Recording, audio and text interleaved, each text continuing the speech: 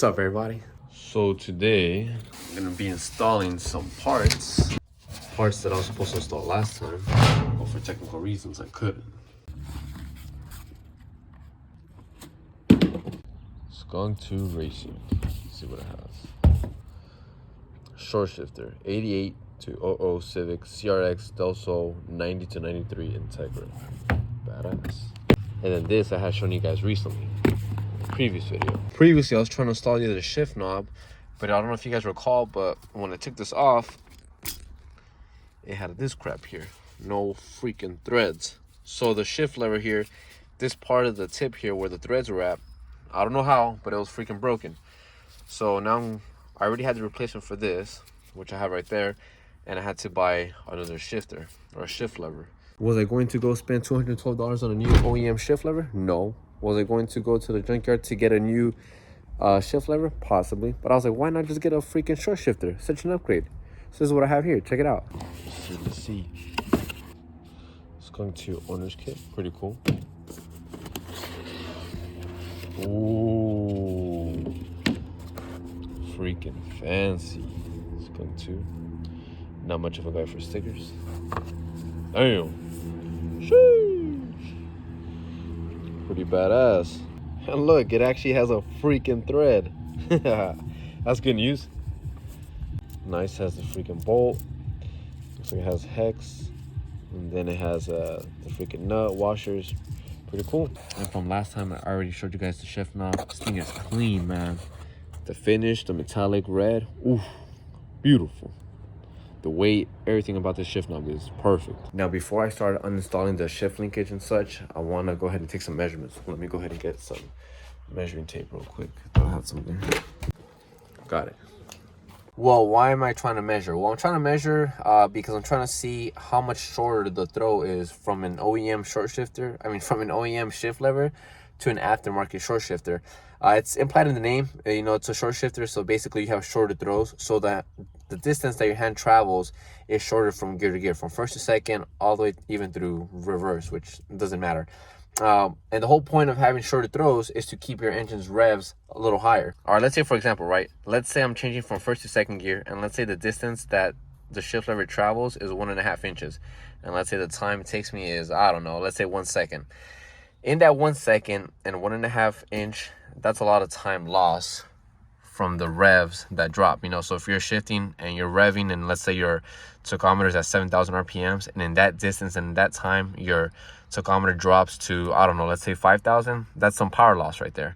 So if you get the short shifter might decrease the actual distance that the shift lever travels. So instead of traveling, let's say 1.5 inches, it might travel 1 inch, which is 1/3 of it, 1/3 less. And let's say instead of taking, you know, like let's say it takes a second for that to travel, it might take half a second for it to travel. So the shorter distance and the shorter time will keep your revs a lot higher. So instead of dropping from 7,000 in the example, right, let's say you ended up at 7,000, instead of it dropping from 7,000 to 5,000, it might drop from 7,000 to 5,500 or 7,000 to 6,000, which is a lot better than the original droppage that you had in with the OEM shift lever.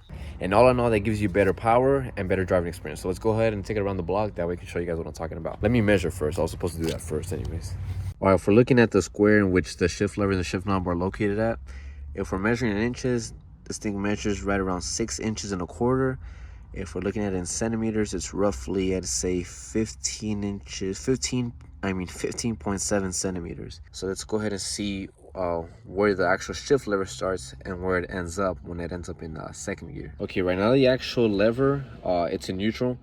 So inches, it measures about, I'd say 1 7/8 of an inch. 1 7/8. Remember, it has that little lump right there. So it looks like it's 2, but it's not. It's more like 1 7/8, which would be this line right here. It'd be that line right there. That one.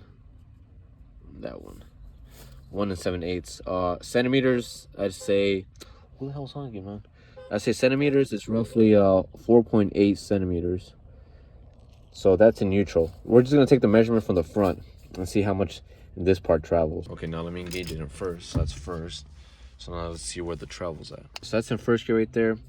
The outermost part of that shift lever, I'm reading about 1 1/8 of an inch. That's what I'm reading, 1 1/8 of an inch, which would be that second line right there. Would be that one. 1 1/8 of an inch. That's what I'm reading. It's about right. And then in centimeters, it'd be 2.8, roughly, plus or minus. Now if we shift into second gear, I'd say that's roughly around, yeah, 2 3/4 is a very fair and reasonable measurement. 2 3/4 is what I'm seeing here. It might look off from your guys' point of view, but yeah, 2 3/4 sounds about right. In centimeters, I'd say that's roughly around 7 centimeters flat, plus or minus. So if we do the math, like I said, you have 1 1/8 inch when it's in first gear, and then you have 2 3/4 of an inch when it's in second gear. You subtract those, that equals to 1.625 inches. If you convert inches to centimeters, that equals roughly 4.2 centimeters.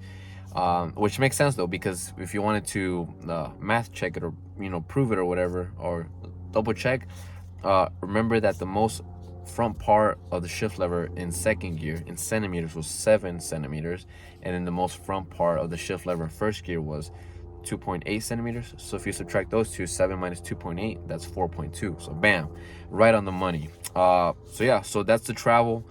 So once I remove the shift linkage and I install the new shift knob and shift lever, or now would be the short shifter, I'm going to remeasure how much distance has changed. How much time, that's all on driver mod. That would be up to me. But the distance, the shift lever is going to do that change for us. So now let's go for the drive and see, see the distance in action and the time in action. I just want you guys to see how much distance there is when I shift from first to second, second to third, third to fourth, etc. I wouldn't say the throw is horrible. I've been in cars that have had it longer. But yeah, it's bad. It's not the best. All right, let's do this.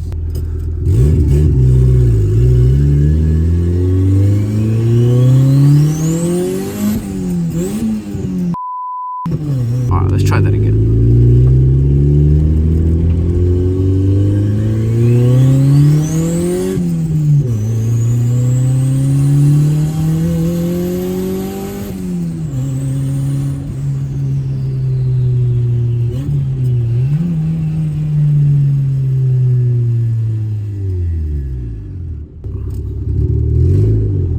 Try to run through all the gears right now, first to the fifth.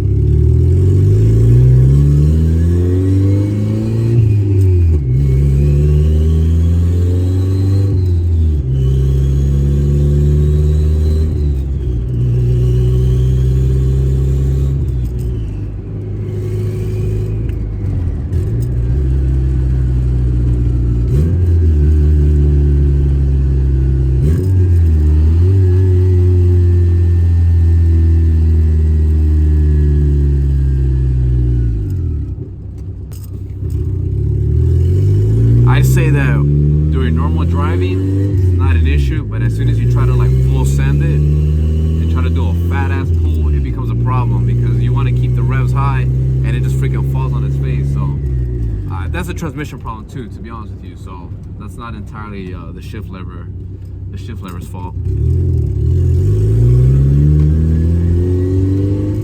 But man, having that transmission, the B000 and the shift lever, oh sheesh, baby, that'd be a crazy setup. All right, one last pull. Let's do this, and then I'm gonna go ahead and remove the shift linkage. Fat ass pull.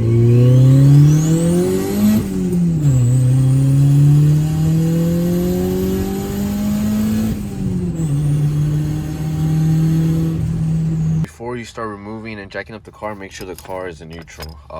The shift linkage, you have it in gear, it's gonna get in your way of trying to remove or access the bolt. I do have wheel chocks, since I have the car in neutral.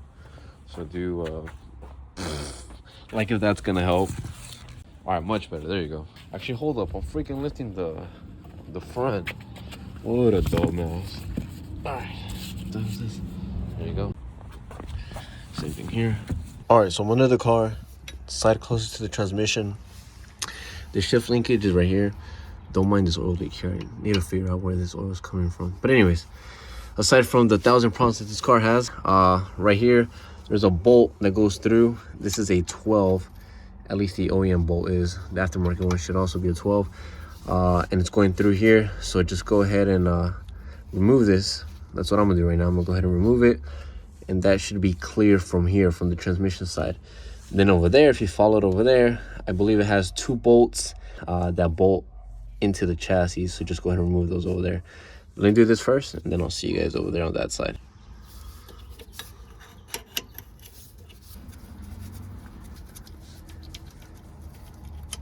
All right, cool, that's out.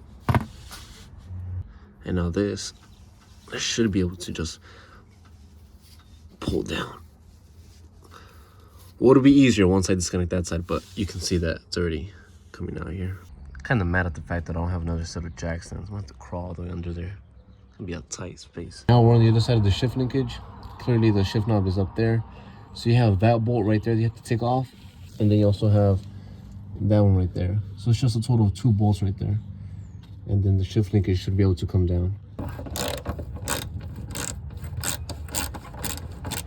On the other side of that bolt, it's kind of hard to reach, so I'm using an actual key, the close end side of the key.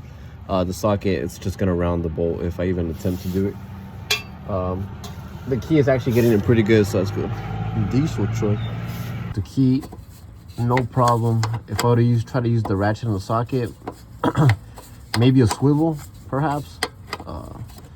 But I don't have a swivel with me right now.